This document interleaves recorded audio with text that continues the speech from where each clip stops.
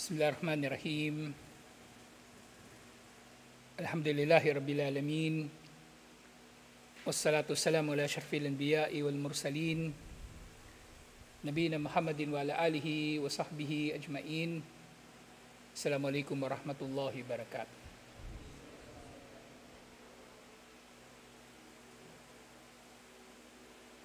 So inshallah, alamul jin wa syayatin.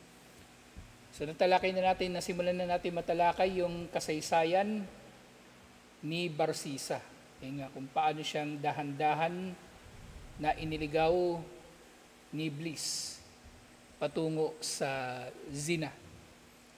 Kaya nga ito rin yung dahilan kung bakit isa sa mga mahalagang kaida sa Islam na kung anumang bagay ang ipinagbabawal, ang paraan patungo dito ay pinagbabawal din. Sa halimbawa, dun sa zina, so lahat ng mga paraan patungo dito pinagbabawal din.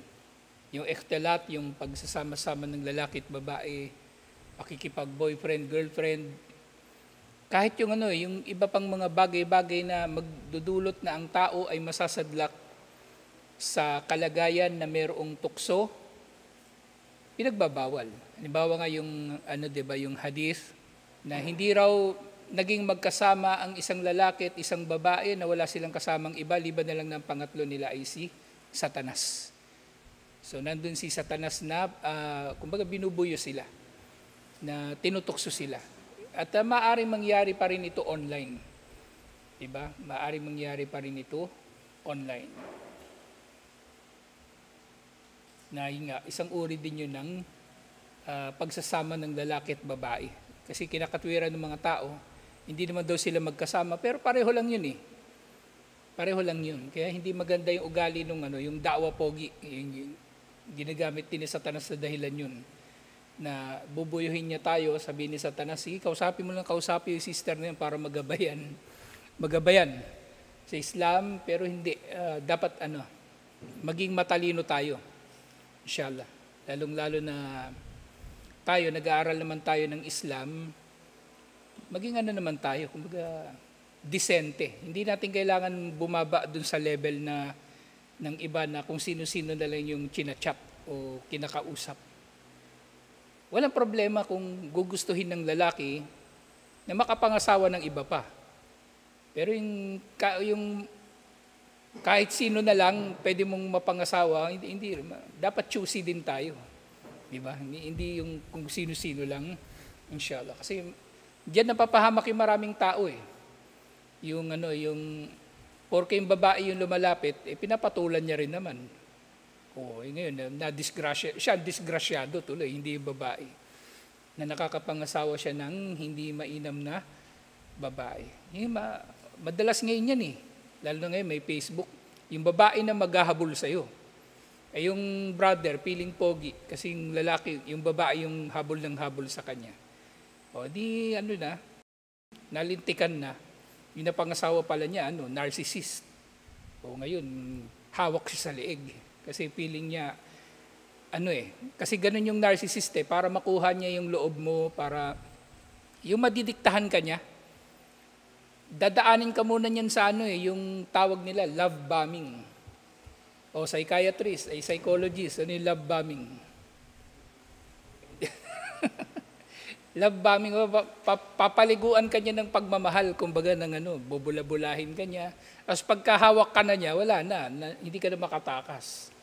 Ganun yung ugali nila. Kasi lahat yung ginagawa lang nila sa umpisa. Nang sa gayon, mahuhulog ka doon sa bitag, tapos wala na, nahulog ka na doon sa patibong. At nandun ka na, hawakan na nila sa leeg. Kasi kapag naging close ka na sa kanila, malalaman na nila yung mga sekreto mo, malalaman nila yung mga kahinaan mo. Lahat yung gagamitin nila sa'yo para paulit-ulit ka nilang imamanipula. Sukdulan, yung mga narcissist, sukdulan, pati damdamin mo, papakilaman nila . Nagagalit ka, magalit ka sa kanya, di ba? Sabihin niya, ba't ka nagagalit? Parang ngayon, kasalanan mo ngayon, ba't ka nagagalit? Nagalit ka sa kanya, kasi nasaktan ka sa ginawa nyo, may sinabi siya, nasaktan ka, tapos nagagalit ka, magaling sila, kaya nilang baligtarin yun. Sa halip na yung reaction mo, gagawin nilang kasalanan mo, bakit ka nagkaganon? Magagalitin ka kasi, sasabihin nila, magalit ka, sabihin nila, magagalitin ka talaga, lagi ka nalang nagagalit. Kasalanan mo na tuloy na ikaw ay ginalit. Samantalang, ginalit ka naman talaga nila, kung tutuusin. Kaya nga, yun ang pinakamahirap na pinakamahirap. Akala lang ng mga tao, kumbaga, yung tinatalakay natin, yung pakikipag-chat sa mga kung sino-sinong babae lang. Akala nila, kumbaga puro sarap, puro ligaya, hindi. Yung kadalasang babae gumagawa ng ganun, hindi rin matinong babae o mababang uri ng babae. So huwag kayong basta-bastang mahuhulog yung damdamin ninyo sa ganung klase ng babae yun, naghahabol-habol o ano pa man. Hindi naman siguro lahat. Kasi maaaring mayroong babae na gusto ka rin niya talaga, pero sa experience ko, yung maraming babaeng ganun, mga talaga, mga sablay sa kanilang ugali, lalong-lalo na. So inshallah, sa pagpapatuloy, yun na nga, nabuntis ni Barsisa yung babae. At yun nga, sabi ni Iblis doon sa yung huling natalakay natin na Sumaatahu Iblis ba'da dalik. So sa loob ng mahabang panahon, pabalik-balik sa kanya si Iblis at dahan-dahan siyang itinutulak. Falam yazil yuzinu halahu hatta darabal abidu ala faqdiha wa kabbalaha. So kasi nga, di ba, dinahan-dahan lang siya, nandun na siya sa loob ng bahay ng sister, tapos nagiging close na sila. At yun din, maaring nangyayari ito kasi yung sister, hindi naman niya so katakalain na mangyayari yung ganun kasi tiwala naman siya siguro kay Barsisa. Iniisip niya, matuwid naman siguro to, hindi naman ako siguro mamolestyahin nito. Tapos si Barsisa, tiwala din siya sa sarili niya na hindi siya matutukso. Pero yun nga, maaring sa bandang huli, inililigaw na sila talaga ni Iblis din. Si Barsisa, iniisip niya na kapag ginawa niya yung bagay na gagawin niya, mapapatawad pa rin siya ni Allah. At yung sister naman, iniisip niya, since maalam naman to, kumbaga, sumasamba kay Allah, yung tao na yon, kung meron mang gagawin sa kanya, okay lang. So naging gano'n. Pinaganda ni Satanas para sa kanilang dalawa yung masama. Yung magkatabi na sila, hinawakan daw ni Barsisa yung hita niya at hinalikan siya, yung sister. Walam yazil bihi Iblis, yusinuha fi ainihi. At nanatili raw si Iblis doon nakasama nilang dalawa. Yun nga, doon sa kahulugan ng hadith. Na walang sino mang lalaki at babae na magkasama, na wala silang kasamang iba, liban na lamang na pangatlo nila si Satanas. So pinapaganda raw ng pinapaganda ni Satanas yung babae sa paningin ni Barsisa. At yun nga, ang totoo niyan, mapanganib yung ganitong kalagayan na yung dalawa lang kayo na magkasama. Kasi kapag dalawa lang kayo magkasama, sa bukod doon sa pag-uusap ninyo na naakit ka sa boses niya, naakit ka sa itsura niya, may iba pang mga bagay-bagay na nakakapang-akit sa sa lalaki, sa babae. Yun nga yung tinatawag na pheromones. Yung katawan ng tao, may nilalabas yun na hormone na nakakaapekto sa damdamin ng tao. Yung pheromone, psychologist, yun? Yari tayo sa psychologist natin. Pheromone, parang yun, yung basta lumalabas yun sa katawan ng tao. At kapag may tao na makalanghap nun na, kumbaga type ka rin naman niya, type niya yung pheromone na lumalabas sa'yo, magugustuhan ka niya. Yun nga, kaya nga natalakay natin nung nakaraan, di ba, yung pagpapabango. Bawal na bawal yung pagpapabango ng babae. Kasi yung babaeng mabango, kahit hindi mo siya nakikita, maakit ka mabango yung babaeng maganda, kung hindi mo nakikita yun, hindi mo naman papansinin yun yung babaeng mabango, kahit nakatalikod yun, mapapansin. Nandun yun sa, nandun sa kambingan yun, yung babaeng mabango, naamoy mo, maakit ka pa rin, di ba? Kahit amoy kambing, may amoy kambing, tapos siya mabango, maakit ka pa rin. Kasi distinct yung amoy niya. So ito, kumbaga tumitindi yung tumitindi talaga yung tukso. Maraming factors dito. So nilalagay lang natin ito sa konteksto na kapag nandun ka na sa kalagayan na yun, Ang hirap ng labanan ng damdamin. O sabihin na natin, mahirap na labanan yung libog. Kumbaga kapag nandun na. Kaya nga sa Islam, bago ka pa man malagay sa ganyang kalagayan, iwasan mo na. Iwasan mo na, inshallah. Kaya nga yung diba, yung hadith, yung 7 na pasisilungin ni Allah, naalala niyo yun, yung 7 pasisilungin ni Allah. Ang isa doon, diba, yung tinukso siya nung babae, o sa ibang version, nag-ipon pa talaga siya ng pera para lang yayain yung babae na makipagtalik sa kanya. Tapos nung nandun na yung babae, nasa harapan na niya, nakahubad na, inabot na niya yung pera, pinaalalahanan nung babae yung tao. Hindi ka ba natatakot kay Allah? O yun nga, naalala ng tao bigla yung takot niya kay Allah, umalis na siya.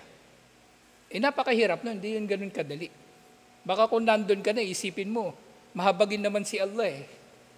Isip mo, pwede naman magtauba. Gagawin ko to 1 beses lang.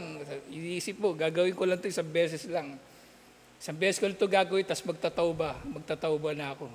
Maling yun, maling, yun eh. Kumbaga, kasama yun sa mga yung su'udhan ni Billah. Yung mga masamang pag-aakala laban kay Allah. Sige, niisip mo, magzizina ka 1 beses lang, di ba? Parang doon ka namatay. Sa sobrang sarap, pinatake ka sa puso. O na-stroke ka. Ang pinakamatindi niyan, yung nag-lock, di ba, nababalita yun, naglalak.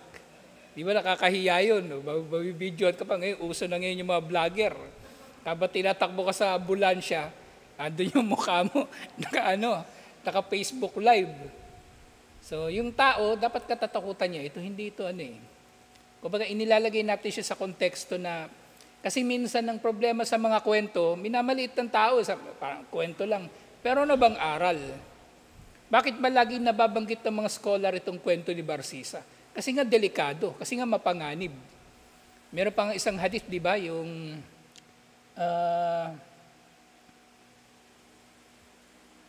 hadith na mataraktu fi ummati fitnatan asyaddu min fitnatin nisa.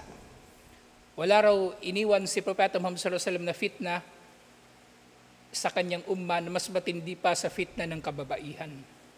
So yung fitna ng kababaihan, kumbaga, sabi ni Propeta Muhammad sallallahu alaihi wasallam, ito na yung pinakamatinding fitna sa kanyang umma, yung kababaihan. Ngayon, itatanong ng tao, di ba si Dajjal, matindi rin yun? Di ba sabihin ni Rashid, halimbawa, di ba si Dajjal, siya na yung pinakamatinding fitna? Oo, nababanggit din yun, naunawaan natin sa mga dalil. Si Dajjal ang pinakamatinding fitna. O pwede rin natin yung masabi tungkol sa pera. Pero ang problema kasi sa fitna ng kababaihan, kahit saan meron Kahit kailan meron. Samantalang si Dajjal, hindi naman sa buong kasaysayan ng umma nandun si Dajjal, nandun siya sa dulo. Ibig sabihin, ang babae, kaya pinakamatinding fitna siya sa umma, sa kabuuan ng kasaysayan ng umma, nandun yung fitna ng babae. Mula sa umpisa hanggang sa dulo ng umma na ito. At maaring magiging mas matindi pa nga yung yung fitna ng babae kaysa sa fitna pa rin ng pera. Kasi hindi lahat ng tao may pera. Pero lahat ng tao maaring may pagkakataon naman babae. Di ba? Di ba uso ngayon yan yung may kumakalat na namang issue ngayon. Pangit na nga, nanloko pa. Lagi ko nakikita sa Facebook yung daming Muslim nagsishare May babae, galit na galit siya dun sa ex niya. Sabi niya, wala ka namang pera, pangit ka pa, nanloko ka pa. Wala ka namang pera, pangit ka na, nanloko ka pa rin. So yung fitna ng babae, nandiyan hindi siya mawawala. Sa iba't ibang antas ng lipunan, nandun ang fitna ng babae. Yung ang taong grasa na napipitna pa sa babae yun Di ba lahat mapipitna sa babae. So delikado talaga. At yun nga, wayasulu lahu hatta waka alayha, at tinutukso siya ni Satanas hanggang sa may nangyari sa kanila. Faajbalaha, at nabuntis niya yung babae, fawaladat lahu gulaman, at nanganak na nga yung babae ng bata. Fajaa iblis, faqala, araita in jaa ikwatal jariyah. Nung nangyari na yun, nung nanganak na yung babae, ano kaya mangyayari? Sabi ni Satanas doon kay Barsisa, ano kaya mangyayari pag malaman ng mga kapatid ng babae ang nangyari na ito? Wakad waladat minka fa kayfa tasna. Ano kayang gagawin nila? Ano kayang mangyayari kapag nalaman nila na nabuntis yung kapatid nila at nanganak at ang tatay ikaw? La amana alayka an taftadiha o yafdahuk. Sasabi ni Satanas doon sa kay Barsisa na hindi ka makakasigurado kung maililigtas mo ba yung sarili mo na hindi ka nila isisiwalat sa mga tao. Kumbaga, masisira ang reputasyon mo. So dito, kumbaga, ang unang ginawa ni Satanas na aalalahanin ni Barsisa, yung sasabihin ng tao. Ayun nga, makikita mo nga rin dito, yung katangian ng walang ikhlas. Ayun nga yung iniisip niya palagi, sasabihin ng tao. Hindi nga nila pinag-usapan si Allah o kung paano siya magbabalik loob kay Allah. Walang nabanggit si Satanas. Ang una niyang binanggit kay Barsisa, yung tungkol sa sasabihin ng mga tao. Nababalik tayo ngayon dun sa isa sa mga nabanggit na taktika ni Satanas. Di ba yung sabi ni Satanas, pag-aaralan niya yung tao. At dudulutin niya yung tao ay magkukulang o magmamalabis. Depende sa ugali niya. So maaring ngayon, ito palang si Barsisa kaya niya napili na tutukan at ganito ang kanya naging taktika na gagawin kay Barsisa. Kasi nalaman niya si Barsisa, wala naman talagang ikhlas eh. Diba? Oo, sumasamba siya kay Allah palagi, pero wala naman siyang ikhlas. Kaya dito siya tinira ni Satanas. O paano ngayon yan pag malaman ng mga tao? Masisira ka. So yun nga, ngayon, pasama ng pasama, di ba? Nagzina. Tapos, yung umpisa, wala pang problema. Inatira niya ng pagkain, kinakausap niya, wala pang problema. Pero palala na ng palala. O ngayon, nagzina na sila. Ngayon, ito na, pasama na ng pasama. Sabi ni Satanas, masisira ka kapag malaman ng mga taong ginawa mo. Fa'amad ila ibniha, fadbihhu, wadfanhu. Sasabi, patayin mo yung baby. Sabi ni Satanas. Yung baby lang muna. Patayin mo yung baby at ilibing mo yung baby. Fa'innaha sataktum dhalika alayka makhafata ikhwatiha inyat taliu alama sana'ta biha. So yung unang payo niya, patayin mo yung baby at ilibing mo. Kasi yung babae, yung sister, hindi naman niya magsasalita na nabuntis siya at nagkaroon siya ng anak. Kasi matatakot siya doon sa mga kapatid niya na malaman ng mga kapatid niya yung ginawa mo sa kanya, na binuntis mo siya. At ginawa nga yun ni Barsisa. So isipin nyo naging magsyota lang sila, kumbaga. Nagsimula sila sa pagiging magsyota, nagbuntis, o ngayon napunta na ng nagzina, tapos ngayon napunta na sa pagpatay. Napunta na sa pagpatay.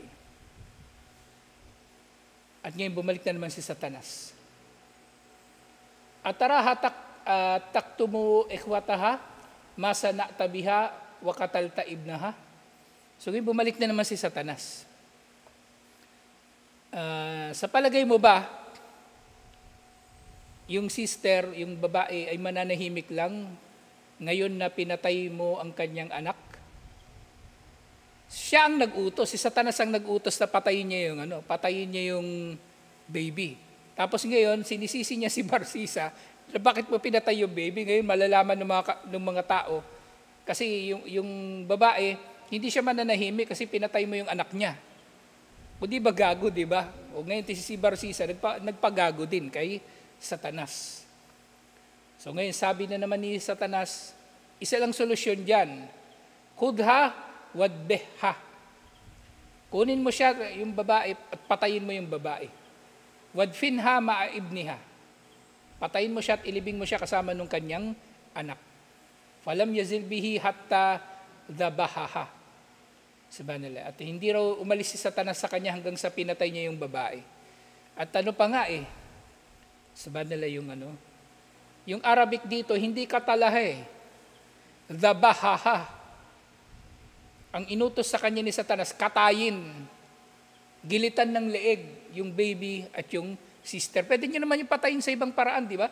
Lasunin niya, pero ang ginawa ni Satanas, yung brutal na pagpatay. Brutal na pagpatay. Faalkaha al-hafrata ma'a ibniha. At inilibing siya doon sa hukay kasama ng kanyang anak. Wa atbaka alayhima sakratun adima. At idinagan ni Barsisa sa ibabaw nilang dalawa yung malaking bato. Wasawwa alayhima. At ginawa niyang pantay yung lupa sa ibabaw nila para hindi mapapansin, hindi mahalata na may nakalibing doon. At pagkatapos noon, wasaada ila sawmaatihi yata'abbadu fiha. Pagkatapos yung ginawa lahat ng katarantaduhan, kahayupan na ito, bumalik na siya sa kanyang kumbento at sumamba muli kay Allah. Sumamba muli kay Allah. Famakatha bidhalika ma syaa Allahu an yamkutha hatta akbala ikhwatuha min al-ghazw. At nanatili si Barsisa sa ganung kalagayan sa kasing tagal na panahon na ninais ni Allah hanggang sa dumating na yung mga kapatid ng babae mula sa jihad. Faja'u sa'aluhu anha, at dumating sila, tinanong nila siya tungkol sa babae. Fana'aha lahum wa tarahama alayha wa bakaha. So nang dumating na yung mga lalaking kapatid, tatlo sila, di ba? So si Barsisa, sinabi na niya na namatay daw yung babae at umiyak pa siya. Umiyak pa siya at kumbaga nagdua pa para doon sa sister na kahabagan siya ni Allah na parang walang nangyari. Isipin niya, sinong matinong tao yung gagawa nito? Sumasamba ka kay Allah, nagzina ka, nakapatay ka, tapos ganito lang. Ibig sabihin, wala talagang ikhlas si Barsisa. Kasi kung ganito yung nangyari, di ba ganito nakabrutal, bakit hindi niya nalang sinuko yung sarili niya sa otoridad? O at least dito pa lang, umpisa pa lang, sinabi niya agad doon sa mga kapatid ng totoong nangyari. Pero nilihim niya. Hanggang huli, hanggang sa dulo, inakala niya na siya ay makakalusot. Na nagpatong-patong, yung kawalan niya ng ikhlas, yung pagkiling niya kay Satanas, yung paghahanap niya ng kaligayahan, at kumbaga, sukdulan na sabanala dito pa lang sablay na talaga ito. Kasi maaring dito pa lang, inakala niya na hindi nalalaman ni Allah yung ginagawa niya at hindi siya pananagutin ni Allah. So dito, may problema na siya sa pananampalataya. May problema na siya sa pananampalataya. At sabi pa niya, kanat khaira imraatin, napakabuti niyang babae. Nagdrama pang gago. Kanat khaira imraatin, napakabuti niyang babae. Wahada kabruha. Fanduru ilay. So napakabuti niyang babae, ito yung kanyang libingan. At tingnan ninyo ang kanyang libingan. Fa'ata ikhwataha al-kabar fabaku uktahum. Wataraham uktahum fabaku uktahum. So pumunta sila doon sa libingan na tinutukoy ni Barsisa at iniyakan nila yung kanilang kapatid. Watarahamu alayha. At nanalangin sila para kay Allah ng habag para sa kanya. Faqamu ala kabriha iyaman. Nanatili sila doon sa libingan na yon ng kapatid nila ng ilang mga araw dahil sobrang kalungkutan. Thumman sarafu ila ahalihim. At pagkatapos ito, umuwi na sila sa kanilang mga tahanan. Falamma janna alihimul layl, at nung umabot na ang gabi, waqadu madaji'ahum, at nahiga na sila sa mga higaan, ja'ahumus syaitanu fin nawmi ala surati rajulin musafir. Dumating si Satanas sa kanilang mga panaginip. Silang tatlo, sabay-sabay, sa gabi na yon. Sa anyo ng tao na naglalakbay. Fa badaa biakbarihim. Una niyang pinuntahan yung pinakamatanda. Fasaalahu an uktihim fa akhbarahu biqawlil abidi wa mautiha. Watarahamuhu alayha. So nagtanong daw yung naglalakbay doon sa kuya, doon sa panganay, ano nangyari doon sa kapatid mo? Tapos sabi niya doon sa panaginip niya, sabi nung ni Barsisa, namatay daw at yun nga, nagdua pa nga siya ng habag ni Allah para sa kanya. Wa kayfa arahum mawdi'u kabraha fa'aqdabahu syaitan. At yung sunod na, kumbaga, pinakita ni Satanas doon sa panaginip nung tatlong magkakapatid na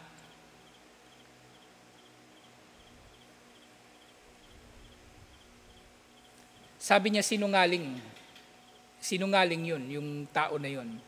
Na itinuro pa nga niya kumbaga, itinuro nung kuya yung libingan. Nakalibing pa nga siya dyan, no? Pero sabi ni Satanas, hindi totoo yan. Fakdabahu syaitan. Lam yusaddikukum amru ukhtikum innahu qad ahbala ukhtakum wa waladat minhu gulaman. So hindi siya nagsabi ng totoo sa inyo, si Barsisa. Hindi siya nagsabi sa inyo ng totoo na binuntis niya ang kapatid ninyo at nagkaroon siya ng anak na lalaki. Fadabahahu wa dabahaha. At pinatay niya yung kapatid ninyo at pinatay niya yung baby. Wa ma'ahu faz'an minkum. Na kumbaga, ginawa niya ito sa takot niya sa inyo. Wa alkahima fi hafiratin iftafaraha khalfa babil baytil ladhi kanat fihi an yaminin min dakhlihi. Inilibing niya sila doon daw sa likod ng pinto, ng bahay na kung saan nakatira yung kapatid nila sa may bandang kanan. So paano lumalabas ngayon? Yung libingan na tinuturo kanina ni Barsisa na doon nakalibing yung kapatid nilang babae, hindi yon ang tinuro niyang libingan na nasa loob ng bahay. Ibang libingan yung tinuro niya. So hanggang doon, nagsinungaling siya. Hindi niya tinuro kung saan talaga nakalibing. فَإِنَّكُمْ سَتَجِدُونَهَا كَمَا أَخْبَرْتُكُمْ هُنَاكَ جَمِيعًا. At yun nga, kung pupuntahan nyo daw yun, ay makikita ninyo yung sinasabi ko. Makikita ninyo yung sinasabi ko na katulad, makikita ninyo siya katulad ng sinabi ko kung nasaan siya. At napanaginipan nito nung pangalawang kapatid at napanaginipan nito nung bunso na lalaki. At yun nga, kinabukasan, فَأَقْبَلَ بَعْدُهُمْ عَلَى بَعْدٍ يَقُولُ كُلُّ وَاحِدٍ مِّنْهُمْ. Nakita silang tatlo, pare-pareho. لَقَدْ رَأَيْتُ اللَّيْلَةَ عَجَبًا. Nanaginip ako ng kakaibang panaginip. فَأَخْبَرَ بَعْدُهُمْ بَعْدًا بِمَا رَأَى. At lahat sila nagkwento nga ng kanilang mga panaginip na pare-pareho. هَذَا حِلْمٌ لَيْسَ بِشَيْءٍ فَامْضُوا بِنَا وَدَعُوا هَذَا عَنْكُمْ. So sabi nung matanda, wala yung panaginip lang yun, wala yung anumang kahulugan. Na ituloy na lang natin yung mga kailangan nating gawin at hayaan na natin yung panaginip. Pero sabi nung pinakabata, Wallahi la amdi hatta ati hadal makan. Hindi raw siya aalis hanggat hindi niya napupuntahan yung lugar na tinuturo ni Satanas. Fa'anduru fihi. At gusto ko talaga makita yung lugar na yon. Qala fantalaku hatta atawul bayta alladhi kanat fihi uktahum. At sabi ni Wahab bin al-Munabbih, pumunta na nga sila doon sa bahay ng kanilang kapatid. Fafatahul bab, binuksan nila yung pinto. Wa bahatul mawdi'u alladhi wasafa lahum fi manamihim. Hinanap nila yung lugar na inilarawan ni Satanas sa kanila sa panaginip. Wa wajadu uktahum babnaha madbuhina fil hafira. At nakita nila doon yung kanilang kapatid at yung anak nito na nakalibing doon sa hukay. Kamakila lahum, tulad ng sinabi sa kanila. Fasa'alu anhal abida fasaddaka qawla iblis fima sana'a bihima. So matapos silang makita yung kapatid nila, kinumpronta na nila si Barsisa. At yun nga, saka lang siya umamin doon sa kanyang ginawa. Umamin na siya talaga sa kanyang ginawa. Wala na siyang wala na siyang may papalusot. Fasta'daw alayhi malikahum. Sinumbong nila ito sa kanilang hari. Fa'anzala min sawma'atihi wa qaddama liyuslab. At yun nga, bumaba siya doon sa kanyang kumbento at kumbaga pinatawa na siya ng parusang kamatayan sa pamagitan ng pagkakapako. Ipapako siya sa krus o ano pa mang paraan ng pagkakapako. Kasi yung pagkakapako, marami iba-ibang paraan eh. Pwede kayong ipapako ng nakaganon. Pwede kayong ipapako ng nakaganon. Pwede kayong ipapako ng nakabaligtad. Basta pag sinabing salve, pwedeng iba't iba yung paraan. Iba't iba ang paraan. Falamma awthaquhu alal khashba, at nang kumbaga itinali na nila siya sa kahoy, kasi yung pinapako talaga sa krus, tinatali rin yun talaga bago siya ipako. Nung nandun na siya sa kalagayan na yun, dumating sa kanya si Satanas, atahu syaitan, faqala lahu qad alimta anni ana sahibuk alladhi fatantuka bil mar'a. Sabi niya, alam mo na ako ang kasama mo na nagtumukso sa iyo, sa babae na yun. Hatta ahbaltaha, hanggang sa nabuntis mo yung babae na yun, wadabahtaha wabnaha, at pinatay mo yung babae na yun at ang anak niya. Fa in anta ata'tanil yawma wa kafarta billahi alladhi khalaqaka wa sawwaraka kallastuka mimma anta fi. So sabi niya, Barsisa, akong may dulot ng lahat ng ito. Kung susunod ka sa akin ngayon, sa araw na ito, at hindi ka mananampalataya kay Allah na lumikha sa iyo, taghugis sa iyo, ililigtas kita sa kinalalagyan mo ngayon. Kaya nga, fakafar al-abid, at tinanggi nga ni Barsisa si Allah. Falamma kafara billahi ta'ala, khala syaitanu bainahu wa baina ashabihi fasalabu. At ang nawalan siya ng pananampalataya kay Allah, umalis na rin si Satanas at hinayaan na siya na maipako sa krus ng kanyang mga kababayan. Waliyadu billah. At sa iba pang mga kwento, ngayon ko lang kasi nakita yung buong kwento nito na. Pero sabi sa iba, pinugutan daw ng ulo. Pero regardless, kumbaga iniwan siya ni Satanas. Si Satanas ang nagdulot na magawa niya lahat ng yun, pero bandang huli, iniwan siya ni Satanas. At ito raw ay nababanggit doon sa tafsir nung aya. Ito, madalas mabasa ko ito sa sala. Yung sa suratul Hashr, kamathali syaitan idh qala lil insani kfur falamma kafara qala inni bari'um minka inni akhafullaha rabbal alamin. Katulad ni Satanas na nagsasabi sa mga tao na huwag kang manampalataya, at kapag hindi nanampalataya yung tao, sasabihin niya doon sa tao na yon, wala akong kinalaman sa iyo. Kinatatakutan ko si Allah ang Panginoon ng mga nilikha. Si Satanas talaga sa banal, hindi natin pwedeng mamaliitin yung kanyang kakayanan na manligaw. Merong mga tao na nanatili na nag-aakala silang gumagawa ng mabuti sa kanilang mga ginagawang masama. Yung pandurugas nila, pinagmumukha ni Satanas na maganda. Yung kanilang pagsisina, pinagmumukha ni Satanas na maganda, tiba-tiba pa. Kaya dapat magpapakupkop tayo palagi kay Allah laban kay Satanas, inshallah. Yun lang ang paraan. Walang ibang matatakasan laban kay Satanas, liban na lang patungo kay Allah. Huwag tayong magmamalinis. Huwag tayong magmamalinis. Isipin natin, hindi tayo matutukso ng babae, hindi tayo matutukso ng pera, hindi tayo matutukso ng kasikatan, hindi tayo matutukso ng lalaki rin. May bading dito.